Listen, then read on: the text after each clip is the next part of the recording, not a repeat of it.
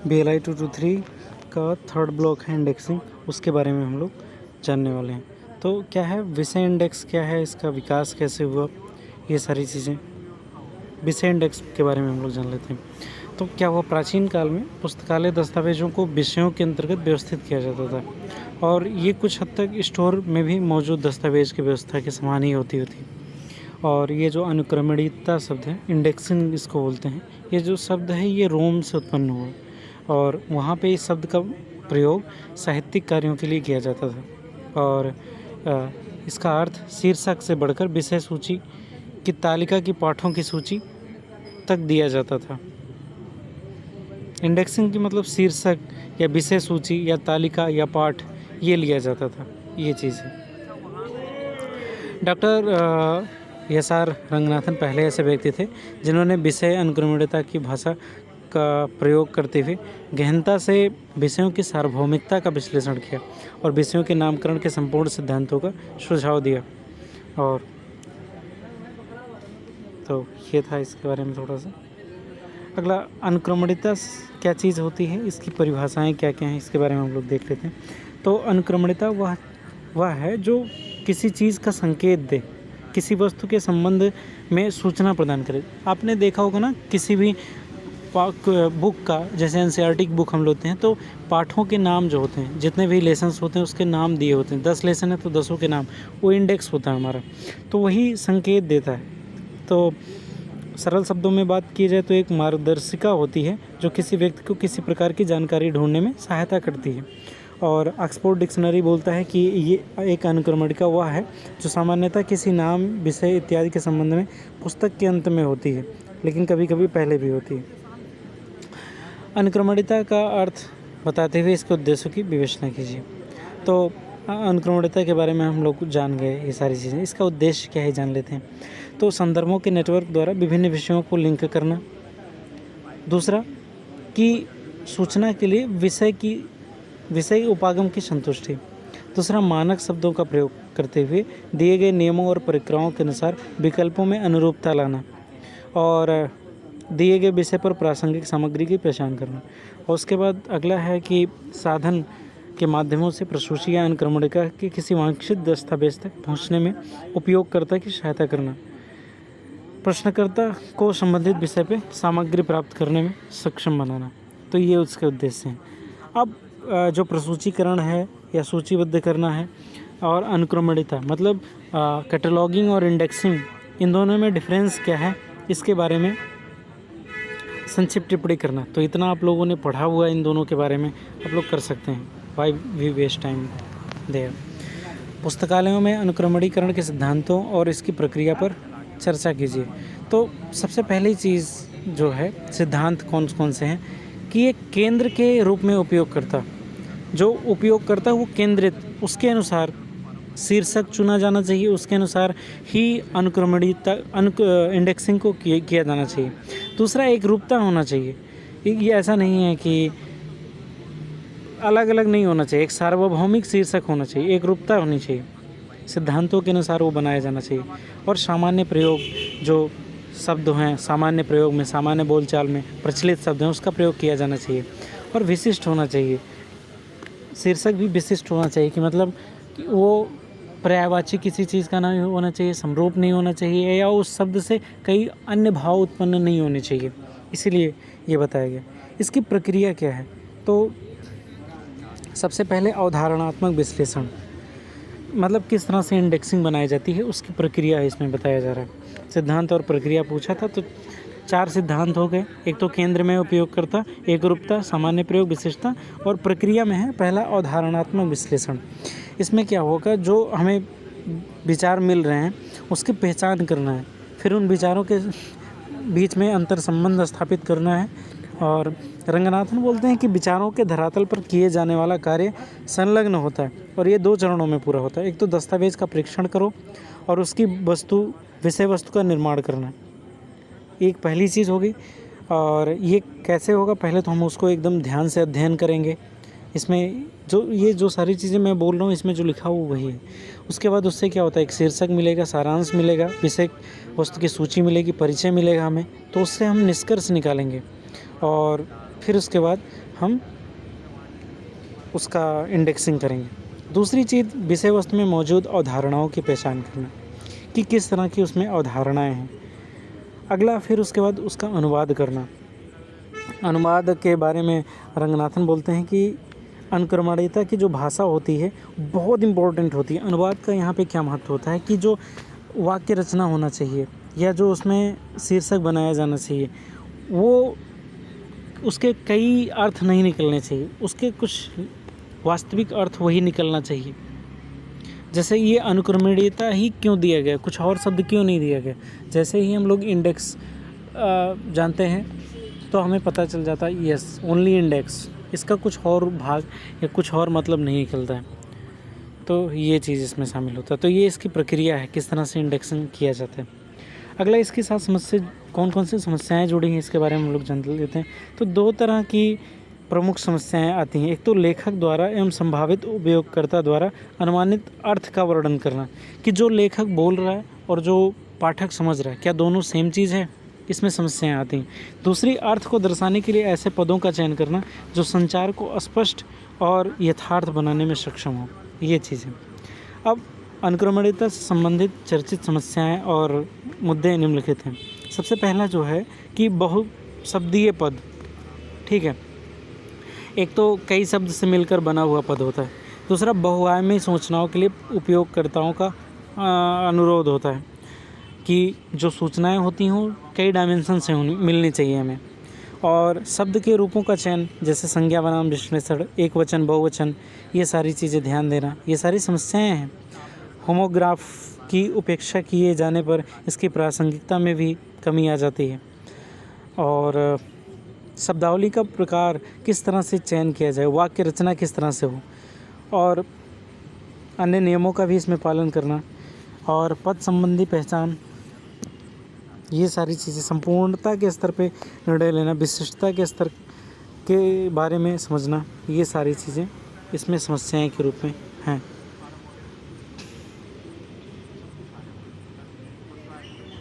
अगला अनुक्रमणीकरण के मूल्यांकन का क्या उद्देश्य है। इंडेक्सिंग का जो वैल्यूएशन हो वो किस तरह से होना चाहिए, उसके लिए मापदंड कौन कौन से हैं इसके बारे में।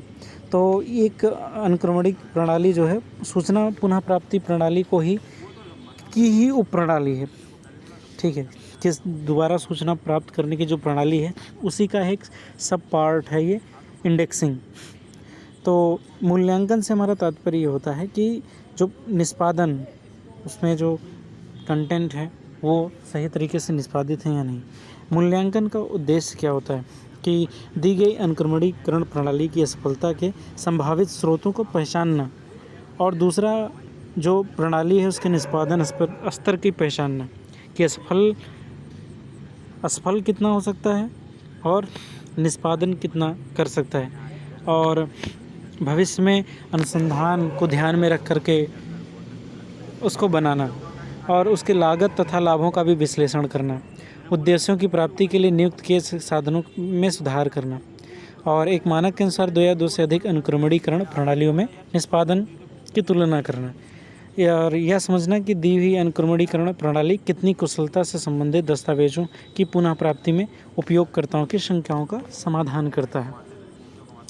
इसके मूल्यांकन मानदंड के कुछ चीज़ें दी हुई है, जैसे रिलेवेंट है और डॉक्यूमेंट रिलेवेंट है या नॉन रिलेवेंट है, तो उसके लिए कई चीज़ें इसमें शामिल की गई। रिकॉल रेशियो वगैरह के द्वारा हम लोग इसको प्रमाणित कर सकते हैं। अगला अनुक्रमणीकरण भाषा क्या है, प्राकृतिक भाषा से या किस प्रकार से भिन्न है।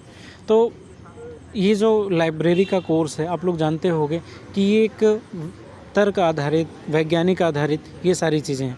लेकिन जो प्राकृतिक भाषा है वो ऐसे ही कई ऐसी भाषाएं हैं जो लिपिबद्ध नहीं होती हैं, और वो आने वाली जो तकनीक विस्तार है उसमें वो सूटेबल बैठती नहीं है।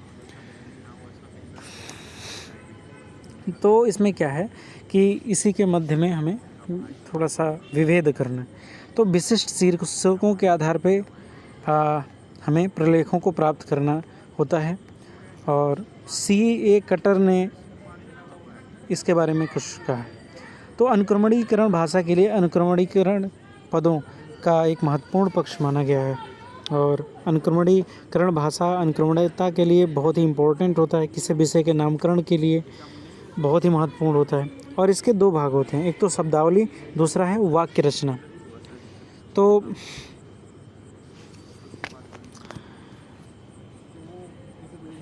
ये इसमें वाक्य रचना जो है वो अनुक्रमणिता की पदावली में पदों के मध्य एकरूपता प्रदर्शित करती है। और अनुक्रमणीकरण भाषा दो प्रकार की होती है, एक तो व्युत्पादित पद और दूसरा प्रतिपादित रूपी है। और इन्हीं के आधार पे शीर्षक, विषय वस्तु, ये सारी चीज़ें तय की जाती हैं। और अगर इसमें विभेद के बारे में बात किया जाए तो जो प्राकृतिक भाषा है इसका एक अपना अलग महत्व होता है। और इसकी जो शब्दावली होती है वो नवीन अवधारणाओं में समाहित किया जा सकता है। और इसके अपने स्वयं के व्याकरण और नियम होते हैं और विशिष्ट विषय के अर्थ को समझाने में समर्थ होता है। लेकिन प्राकृतिक भाषा की सबसे बड़ी समस्या है जो इसकी पर्यायवाची समानार्थी पद हैं, ये सबसे बड़ी है। और ये प्राकृतिक अनुक्रमणी भाषाओं की पूर्ण सूची कहीं भी उपलब्ध नहीं है। और ये जो मैंने बताया है कि जो अनुक्रमणीय भाषा होती है ये यंत्रीकृत भाषा होती है और जो भी नई तकनीक आती है उसमें ये सहायक होती है। तो ये एक वाद विवाद का, डिबेट का विषय रहा है कि कौन सी भाषा अच्छी है और सबकी अपनी विचारधारा के अनुसार ही लोग उसको अच्छा बुरा मानते हैं। तो ऐसा नहीं है कि जो प्राकृतिक भाषा है वो बहुत ही बेकार है।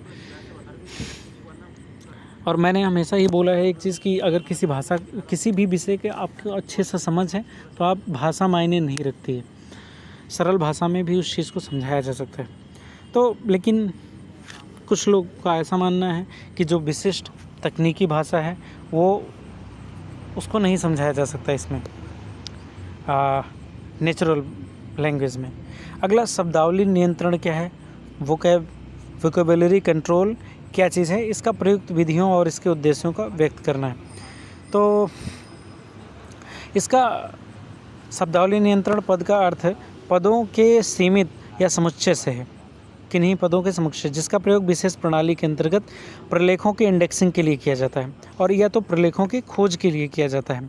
तो ये है समुच्चय है कुछ पदों का जो खोज के लिए किया जाता है। और नियंत्रित शब्दावली में संरचना नियत मात्रा में प्रस्तुत होती है ताकि वे पद जो अर्थगत रूप से संबंधित हैं एक साथ लाए जा सकें। और इसका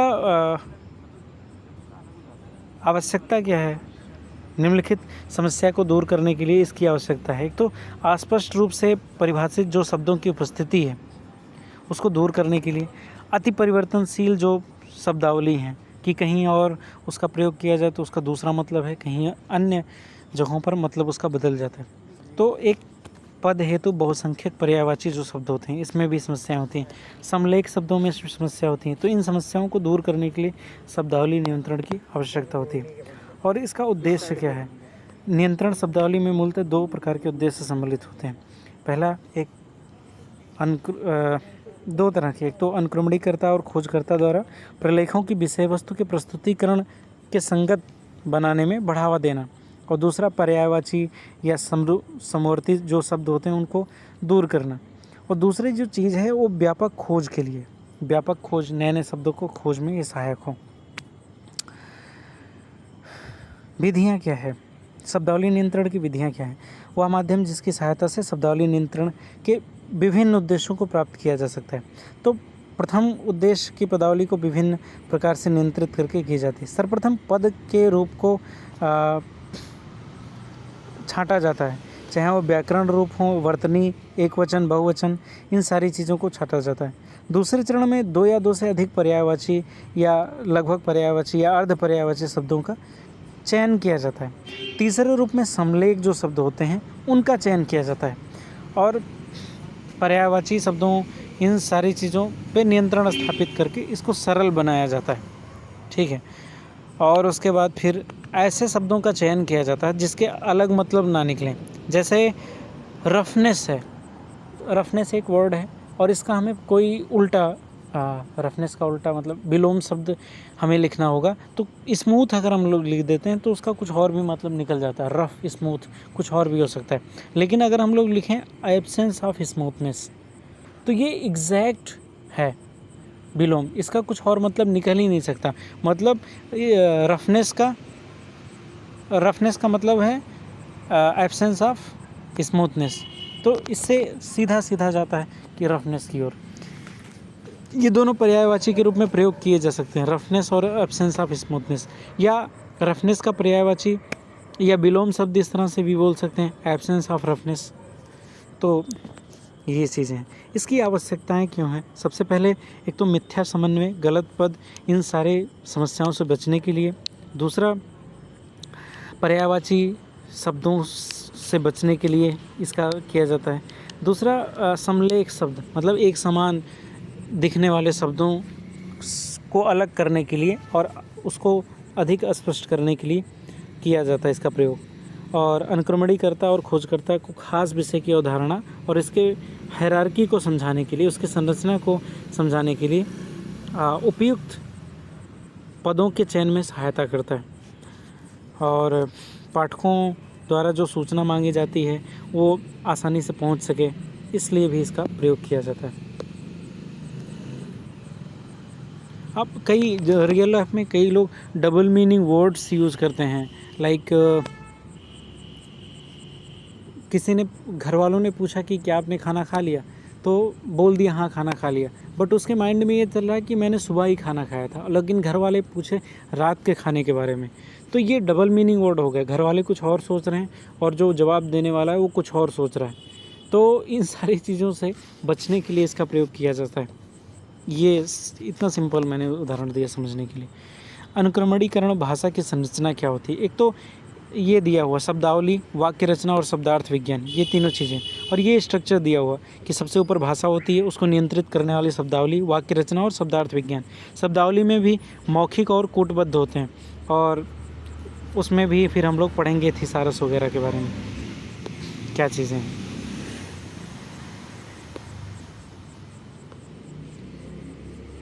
अगला है शब्दावली नियंत्रण के विषय, अथॉरिटी फाइल की विवेचना करना है। विषय, अथॉरिटी फाइल, ये क्या चीज़ होती है? विषय, अथॉरिटी फाइल शब्दावली एवं निर्देशों को नियंत्रित रखने हेतु महत्वपूर्ण साधन होते हैं, और ये अभिलेखों की संरचना प्रक्रिया की विषय अथॉरिटी फाइल का रखरखाव विषय अथॉरिटी नियंत्रण कहलाता है। ठीक है, एक विषय अथॉरिटी अभिलेख तब तैयार किया जाता है जब विषय शीर्षक पहली बार उपयोग किया जाता है। तो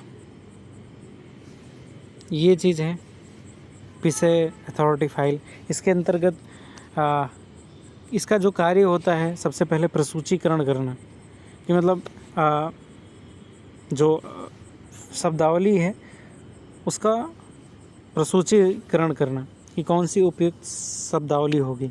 रख रखाव, अनुक्रमणीयता शब्दावली को समय समय पर होने वाले परिवर्तन होते रहते हैं, और उसका फिर लिस्ट बना के रखना कि जब भी ज़रूरत पड़े तो उसका प्रयोग किया जा सके। तो ऐसी समझ लो एक छोटी सी फाइल है, उसमें इंडेक्सिंग के लिए वर्ड्स को रखा जाता है, सिंपल सा। तो ये विषय अथॉरिटी फाइल है, किसी खास विषय के जो वर्ड्स होते हैं उसको इसमें शामिल किया जाता है, और फिर उन शब्दों को पुनः भी प्राप्त किया जाता है। अगला थिसारस क्या है? ये पूछा भी जा चुका है, पिछले कई बार पूछा जा चुका है। तो ये थिसारस एक ग्रीक शब्द है जिसका मतलब होता है शब्दों का भंडार या शब्दों का कोष या संग्रह। तो सबसे पहले पीटर मार्क रोजेट नाम का एक व्यक्ति था, ये 1950 के दशक में इसकी खोज किया था। तो फास्फेट या वेबस्टर डिक्शनरी इसकी परिभाषा बताते हैं, थिसारस एक वर्णानुक्रम शब्दों की सूची होते हैं जिसका प्रत्येक पद एक दूसरे से जुड़े होते हैं। मतलब एक शब्दों का भंडार होता है, विशेष विषय की सूचना उदाहरणों का समुच्चय होता है, और मुख्य रूप से एक पर्यायवाची शब्दकोश होता है। इसकी उपयोगिता क्या है? Utility of thesaurus. थिसारस का उपयोग अनुक्रमणिका कारण और वर्गीकरण, मतलब इंडेक्सिंग और क्लासिफिकेशन में विशिष्ट विषयों के शीर्षकों, टाइटल्स और उसकी अभिव्यक्ति की समस्या के समाधान के लिए तुरंत नियंत्रित और पूर्व निर्मित शब्दावली के रूप में किया जाता है। यह पश्च समन्वित अनुक्रमणीकरण के लिए अत्यंत उपयोगी होता है।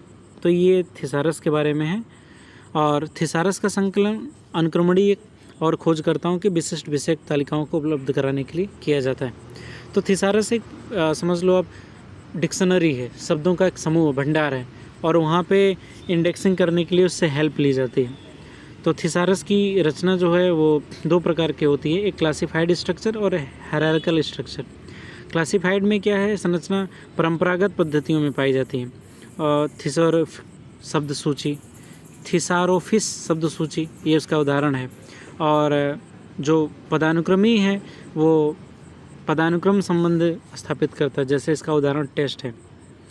थिसारस की रचना का जो सिद्धांत है वो निम्नलिखित बातों को ध्यान में रखकर बनाया गया। सबसे पहले थिसारस का निर्माण किया, जिस विषय के लिए थिसारस का निर्माण किया जा रहा है उसका प्रमुख शब्द, वाक्यांश, पारिभाषिक शब्द, इनका समुचित चयन किया जाना चाहिए। दूसरा, इन पदों, वाक्यांशों या शब्दों में पारस्परिक रूप से संबंध को स्थापित एवं सुनिश्चित किया जाना चाहिए, जिससे पर्यायवाची शब्दों की समस्या का समाधान किया जा सके। तो ये दो इसके सिद्धांत हैं, ठीक है। रचना सिद्धांत। थिसारस के प्रमुख कार्य निम्नलिखित हैं।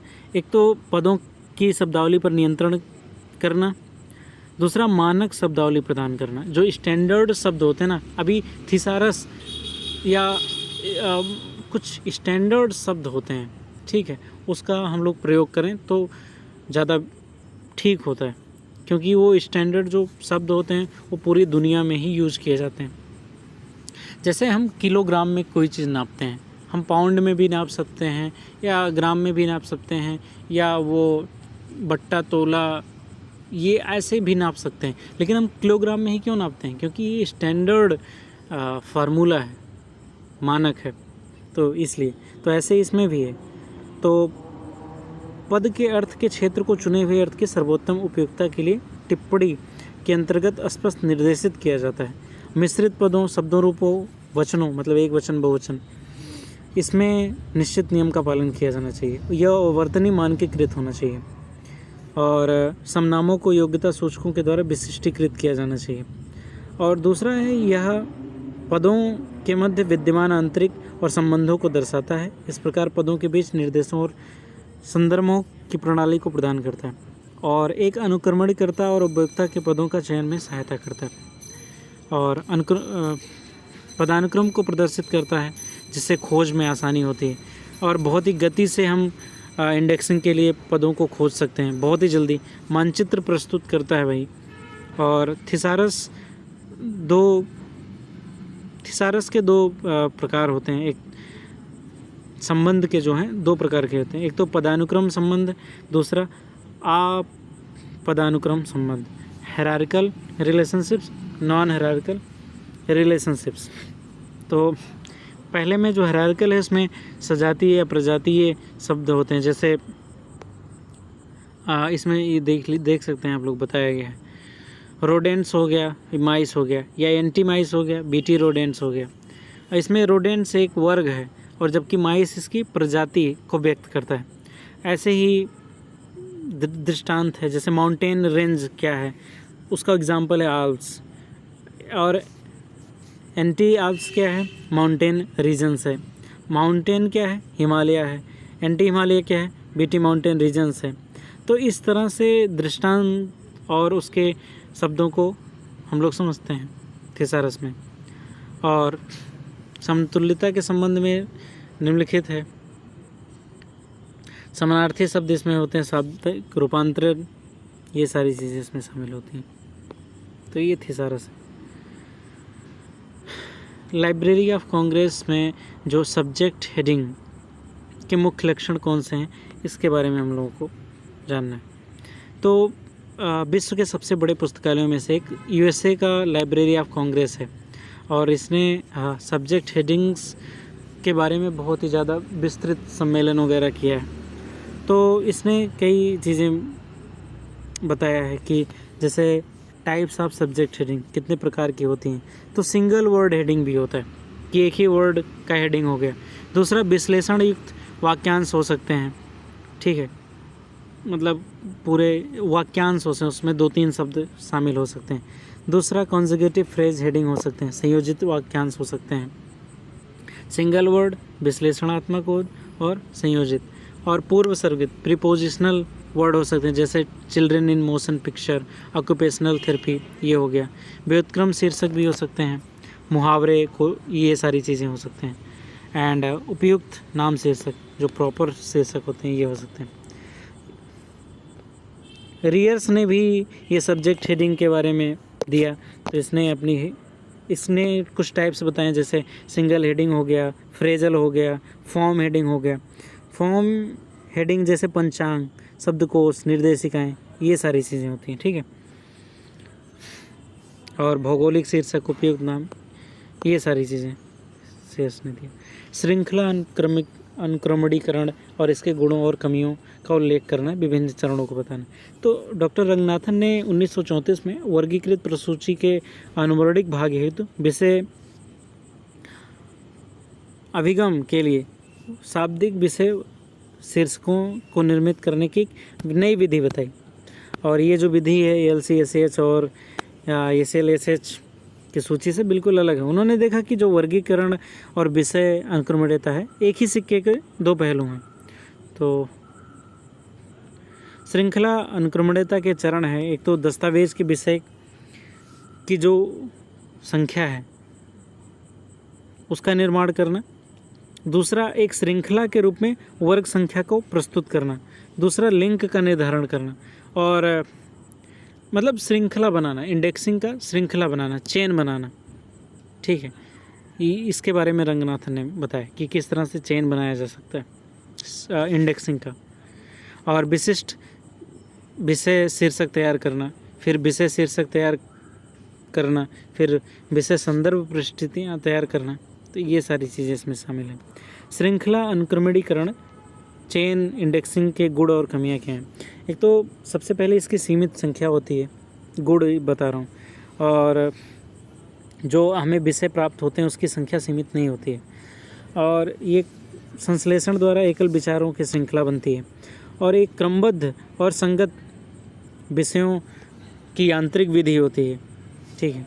ये सारी चीज़ें इसमें शामिल हैं, इसके ये सारे गुण हैं। अगला प्रोसेस है। तो प्रोसेस एक ब्रिटिश नेशनल बिब्लियोग्राफी हेतु विषय शीर्षक मतलब हेडिंग चुनने के लिए या शब्दों को चुनने के लिए एक विधि बनाई गई है, ठीक है, प्रेसिस। और इसमें कंप्यूटर द्वारा सभी प्रकार के सूचना संरक्षित रहते हैं, और अनुक्रमणकर्ता जो इंडेक्स बनाते हैं उनका दायित्व तो सिर्फ निश्चित रूप के फॉर्मेट को चुनना होता है, तैयार करना होता है, बाकी सारा काम कंप्यूटर कर देता है। तो ये प्रेसिस है, 1-2 बार पूछा गया, बट इससे भी इम्पोर्टेंट प्रोप्सी है। प्रोप्सी उससे भी इम्पोर्टेंट है। तो प्रोप्सी भारत में बना है, तो हमें गर्व होना चाहिए कि डॉक्टर रंगनाथन जैसे वैज्ञानिक हमारे देश के थे, और प्रोप्सी भी हमारे देश में बना। गणेश भट्टाचार्य जी ने बनाया। प्रोप्सी का फुल फॉर्म है postulate based permuted subject indexing, और ये बेंगलोर में विकसित किया गया था। ये डॉक्टर रंगनाथन की श्रृंखला जो प्रक्रिया थी, इसके अतिरिक्त एक अन्य भारतीय अनुक्रमणीकरण प्रतिरूप है, और इसका अनुप्रयोग आगामी विकास को ध्यान में रख करके बनाया गया था कि भविष्य में जो हम नवीन चीज़ें आ रही हैं, नवीन तकनीक आ रहा है, उसको ध्यान में रख करके इसको बनाया गया था। वर्गीकरण पद्धति पर आधारित नहीं है, बल्कि यह विषयों के विश्लेषण के साथ साथ विषयों के नाम, संरचना दोनों के वर्गीकरण पर आधारित है, ठीक है। किसी विशेष वर्गीकरण पर आधारित नहीं, दोनों पे, विश्लेषण और विषय दोनों पे। और ये मौलिक सिद्धांतों सिद्धांत विचारों, मौलिक सैद्धांतिक विचारों का समुच्चय से बना होता है। और इसमें 5 चीज़ें शामिल होती हैं। एक तो discipline, entity, action, property, modifier. तो डिसिप्लिन के अंदर मतलब होता है जो सब्जेक्ट होता है उससे जुड़े हुए क्षेत्र इसमें शामिल होते हैं। डिसिप्लिन मतलब सब्जेक्ट, तो जैसे फिजिक्स, केमिस्ट्री, लाइब्रेरी, ये सारी चीज़ें सब्जेक्ट हो गए। दूसरा एंटिटी, उसमें जो विचार होते हैं, ठीक है, उस सब्जेक्ट में जो विचार होते हैं उसको एंटिटी में शामिल किया जाता है, जैसे एनर्जी, लाइट, प्लांट्स, ये सारी चीज़ें। एक्शन फिर अब उसको किस तरह से अभिव्यक्त किया जा सकता है, ठीक है, उसके फंक्शन, उसके माइग्रेशन, सिलेक्शन, ऑर्गेनाइजेशन, किस तरह से उसको व्यक्त किया जाता है। प्रॉपर्टी मतलब संख्यात्मक और गुणात्मक उसकी जो विशेषताएं होती हैं उसको इसमें शामिल किया जाता है। अगला जो है वो उसको बोलते हैं मॉडिफायर एम, तो इसको किस तरह से इन पांचों चीज़ों को सम्मिलित किया जाता है, मॉडिफाई किया जाता है, ये चीज़ें। ये प्रॉक्सी विधि का आप चित्र देख सकते हो और आप पोज करके ये सारी चीज़ें अच्छे से पढ़ सकते हो, ये किस तरह से आप बना सकते हो एग्ज़ाम में, ये चीज़।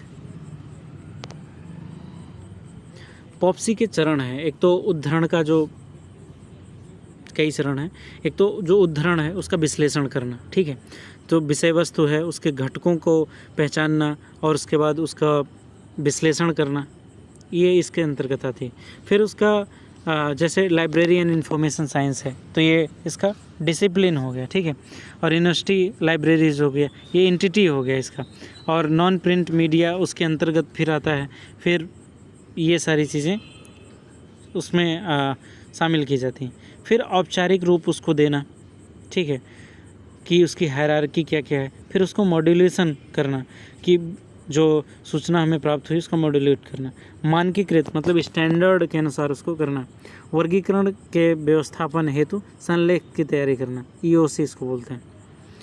और फिर अभिगम पद का चुनाव करना, सहचार्यात्मक वर्गीकरण हेतु संलेखों की तैयारी करना, और फिर वर्णानुक्रम, ये लास्ट चीज़। अगला जो है ये भी कई बार पूछा जा चुका है, पश्च समन्वय अनुक्रमणीकरण क्या है, इसकी विशेषता क्या है। तो ये एक पद्धति होती है जिसमें संयुक्त शीर्षक को प्रदर्शित करने वाले पदों को पृथक पृथक किए बिना समन्वय के रख दिया जाता है, बिना समन्वय के ही रख दिया जाता है।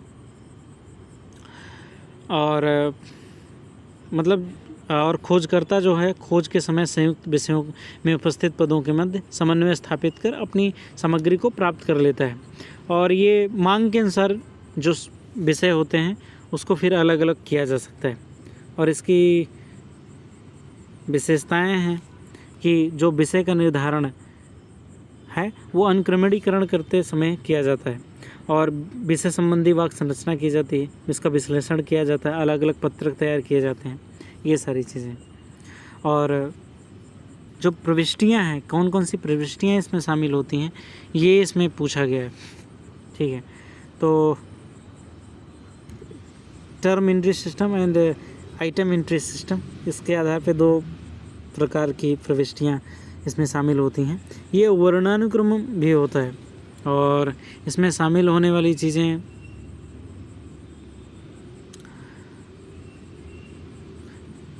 ऑप्टिकल कोइंसिडेंस कार्ड्स होता है, एज नोज्ड कार्ड होता है या पंच्ड कार्ड, उसी के अनुसार इसमें पोस्ट शामिल होते हैं, इसी के अनुसार। और यूनिफॉर्म इंडेक्सिंग भी होता है। अगला है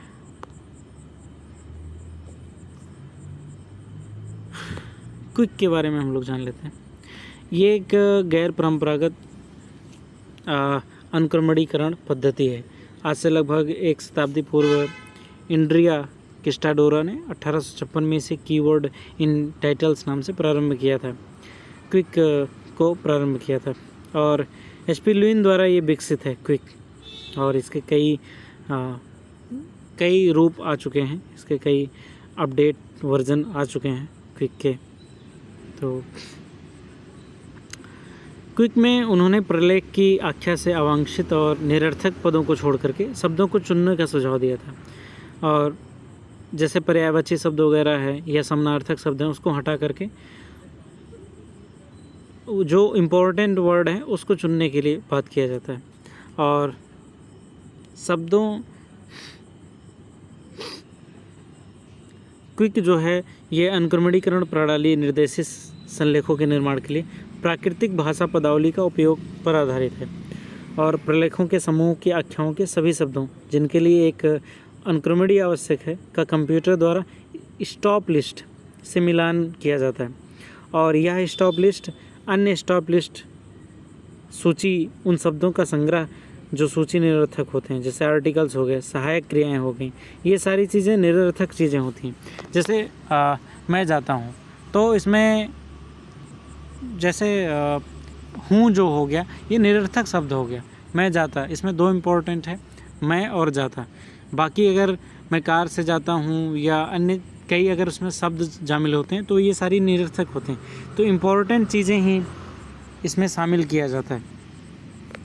ये जो पूर्व सर्ग होते हैं या अन्य सर्ग होते हैं, ये सारी चीज़ों को हटा दिया जाता है, केवल इम्पोर्टेंट चीज़ें ही इसमें शामिल किया जाता है। अब इसका फ़ायदा क्या है? एक तो सामयिक अभिज्ञता सेवा प्रदान करता है और ये शीघ्रतापूर्वक उपयोगकर्ता तक पहुंच जाता है, और यांत्रिक होने के कारण मानव को कम प्रयास करना पड़ता है और बहुत ही शॉर्ट भी होता है। और इसके जो अंक हैं कंप्यूटर के प्रयोग से तैयार किए जाते हैं। इसकी दोष जो है ये आख्या पर आधारित होता है। ये आख्याएँ जो हैं बहुत ही अस्पष्ट होती हैं, आर्टिकल्स जो होती हैं बहुत ही अस्पष्ट होती हैं, उस पर आधारित ये तैयार किया जाता है। और इसके जो शब्द होते हैं वो कई बार बिखर जाते हैं और ये पूर्वव्यापी खोज के लिए अनुपयुक्त होते हैं। क्वाक भी है, ये क्विक का ही संस्करण है, ठीक है। और इसमें शब्द जो इसमें भी वही है कि जो इम्पोर्टेंट वर्ड्स नहीं इसको हटा दिया जाता क्वाक में, या डबल क्विक, ये सारी चीज़ें सेम ही है, ठीक है। ये आप देख सकते हो कि इसमें जो इम्पोर्टेंट चीज़ें वही लिखी जाती हैं, बाकी चीज़ें हटा दी जाती हैं। एक और है कंप्यूटरीकृत अनुक्रमणीयता और मैनुअल अनुक्रमणीयता। कंप्यूटराइज्ड इंडेक्सिंग और मैनुअल इंडेक्सिंग किस तरह से डिफरेंस है उसको हम लोग देख लेते हैं एक बार। तो पहली चीज़ है जो मैनुअल अनुक्रमणीकरण है, मानव अनुक्रमणीकरण, वो मूल पाठ का अनुवाद करता है और तब उसका कोडन करता है, उसके बाद शब्दों का चयन करता है, वो उसके विवेक के अनुसार होता है। लेकिन कंप्यूटरीकृत में क्या होता है कि मूल पाठ का अनुवाद संभव नहीं हो पाता, क्योंकि कंप्यूटर मतलब ट्रांसलेट नहीं कर पाता कंप्यूटर, ठीक है, और ना ही अनुमान लगा सकता है। तो इसमें इनपुट जो टेक्स्ट होता है उसी में से ही ये शब्दों का चयन करता है। मैनुअल में शब्दार्थ विज्ञान, वाक्य रचना, ये सारी चीज़ें हेल्पफुल होती हैं शब्दों के चयन के लिए, लेकिन कंप्यूटर में एल्गोरिथम की द्वारा शब्दों का चयन होता है। अगला, इसमें मैनुअल में परिणामों की प्रासंगिकता सुनिश्चित होती है, लेकिन उसमें कंप्यूटराइज्ड में परिणामों की कोई प्रासंगिकता सुनिश्चित नहीं होती है। मैनुअल में जो चयनित शब्द होते हैं कम होते हैं, कंप्यूटराइज्ड में ज़्यादा होते हैं। मैनुअल में मूल पाठ का विश्लेषण करता है, फिर उसके बाद शब्दों का चयन करता है, लेकिन कंप्यूटर मूल पाठ का विश्लेषण में मानव द्वारा किए गए विश्लेषण के समान विश्वसनीयता नहीं रखता है, क्योंकि वो मशीन है, पता नहीं किस तरह से विश्लेषण करेगा और जो उसे आदेश दिया जाएगा उसी के अनुसार वो कार्य करेगा। तो ये अंतर है उन दोनों में। और जहाँ पे कंप्यूटर के द्वारा इंडेक्सिंग की जाती है उसी को बोलते हैं कंप्यूटर इंडेक्सिंग, ये चीज़ है। और कंप्यूटर इंडेक्सिंग शब्दों से प्रारंभ होता है, ये इसकी विशेषता है। और कंप्यूटर इंडेक्सिंग में सामान्य शब्दों वाले जो मूल पाठ की पहचान के लिए इन्वर्टेड फाइलों के विपरीत खोज कथनों के अंतर्गत इसको मिलाया जाता है। और कंप्यूटर एल्गोरिदम का भी इसमें प्रयोग किया जाता है, और मानव इसमें प्रोग्रामिंग करते हैं और मानदंडों का निर्धारित करते हैं। ये हो गया कंप्यूटरीकृत इंडेक्सिंग के घटकों का बताना है, कौन कौन से घटक शामिल हैं। तो सबसे पहले तो भाई डेटाबेस, जितने भी शीर्षक ये सारी चीज़ें होती हैं उनका डेटाबेस तैयार किया जाता है। सर्च प्रक्रिया, किस तरह से उन सारे डेटा को खोजा जाएगा उसके लिए सर्च प्रक्रिया, और इंडेक्सिंग की लैंग्वेज किस तरह से होगा, ठीक है, इसके बारे में। फिर उपयोगकर्ता का जो इंटरफेस है उसको इसमें किया गया। और कंप्यूटरीकृत जो इंडेक्सिंग है उसकी प्रणाली की जो विधियाँ कौन कौन सी है, कौन कौन सी श्रेणियाँ हैं। तो सबसे पहले ऑनलाइन डेटाबेस श्रेणी है, या ऑप्टिकल डिस्क। ऑनलाइन में तो अब इंटरनेट है, फिर आप खोज सकते हो गूगल वगैरह पे जो उपलब्ध होता है, लेकिन ऑप्टिकल डिस्क पे मतलब जो सीडी में होता है उसमें फिर वो ऑफलाइन होता है, हम उसको कहीं पे भी ले जा करके उसका प्रयोग कर सकते हैं। एंड थर्ड है ओपेक पर। ओपेक तो ऑफलाइन ऑनलाइन दोनों होता है, वहाँ पे भी कुछ भी खोजा जा सकता है। अनुक्रमणीकरण इंटरनेट के विभिन्न संसाधनों का उल्लेख कीजिए। सर्च इंजनों के विभिन्न प्रकारों को व्यक्त कीजिए। ब्राउजिंग पर आधारित सर्च उपकरणों को वर्ल्ड वाइड वेब इसके आधार पे काफ़ी लोकप्रिय बना दिया गया है। और सर्च इंजन इंडेक्सिंग मतलब किस तरह से इंडेक्सिंग को इंटरनेट से जोड़ा जाएगा, और इस हम लोगों ने इस पर कई चीज़ें किया हुआ है। सर्च इंजन के बारे में हम लोगों को इसमें जानना है कि सर्च इंजन कितने प्रकार के होते हैं। तो एक तो सामान्य सर्च इंजन होते हैं जैसे गूगल, अल्टा वास्टा, ये सारी चीज़ें होंगी। क्षेत्रीय सर्च इंजन भी होते हैं जैसे यूरोफेरेट, ये यूरोप में ही होता है। मेटा सर्च इंजन होते हैं जो अपने सर्च योग्य डेटाबेस के संकलन के लिए काउलर का प्रयोग नहीं करते, और ये सर्च इंजन अन्य व्यक्तिगत सर्च इंजनों द्वारा रखे डेटाबेसेस का प्रयोग करते हैं। ये चीज़ें तो ये सर्च इंजन का टाइप्स हो गया। और विषय विशिष्ट सर्च इंजन भी होते हैं जैसे जियो इंडेक्स हो गया, तो इसमें सिर्फ जियोग्राफी से रिलेटेड होगा। कानून से रिलेटेड भी होते हैं जैसे लॉ क्रॉलर, ये हो गए। डायरेक्टरी पर आधारित भी सर्च इंजन होते हैं। तो ये सारी चीज़ें सर्च इंजन वगैरह हो गई। तो हमारा जो ब्लॉक 3 है BLI 223 का, वो समाप्त होता है। Thank you.